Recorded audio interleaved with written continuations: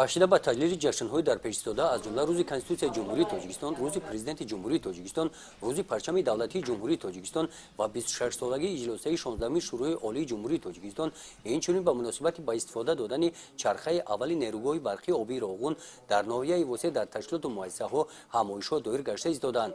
ба ин муносибат дар ҳамоише ки дар муассисаи давлатии таҳсилоти миёнаи умумии рақами 20 ҷамоати деҳоти Тугарак бо иштироки омӯзгорон доир гардид, намояндагони кумитаи иҷроияи ҳизби халқии демократии тоҷикистон дар ноҳияи восеъ, шуъбаи кор бо занон ва оила, собиқадорони меҳнат оиди моҳияти ин рӯйдодҳои таърихӣ ва аҳамияти конститутсияи ҷумҳурии тоҷикистон дар пешрафти ҳаёти сиёсӣ, иқтисодӣ ва иҷтимоии мамлакат бо далелу таҳлилҳо баромад намуданд.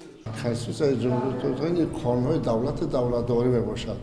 ҳамон давлате рушд меёбад ки дар он қонуни асосияш муайян аст ва ҳамин қонунро халқаш дар райпурсии халқӣ бо тарзи озоду демократӣ қабул карда. агар мо таърихи конститутсияро бигӯем, якумин бор конститутсия дар иёлоти муттаҳидаи Америка кашф пешниҳод карда шуда. ва ҳамон дар ҳамон ҷо имрӯз ки мо конститутсияро 6 ноябри соли 1994 қабул кардем, ҳар сол ҳамин конститутсия халқи ҷумҳурии тоҷикистон ҷашн мекунад бо як хирсандӣ, барое ки конститутсия ба мо серию пирӣ, тинҷиву амонӣ, истиқлолиятро ба даст овард.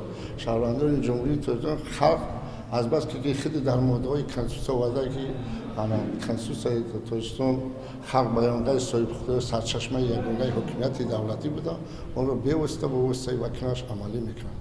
ифодаи олӣ бевоситаи ҳокимияти халқ ин райпурсии халқӣ мебошад. дар ин ҳамоиш омӯзгорон баромад намуда қайд намуданд ки онҳо аз сиёсати асосгузори сулҳу ваҳдати миллӣ, пешвои миллат, президенти ҷумҳурии тоҷикистон муҳтарам Эмомалӣ Раҳмон ҷонибдорӣ намуда, дар самти расидан ба истиқлолияти энергетикии мамлакат изҳори миннатдорӣ баён менамоянд. гузориши Хоҷа Назриев, Худойназар Зуҳуров аз ноҳияи восеъ барои барномаи иттилооти Навид.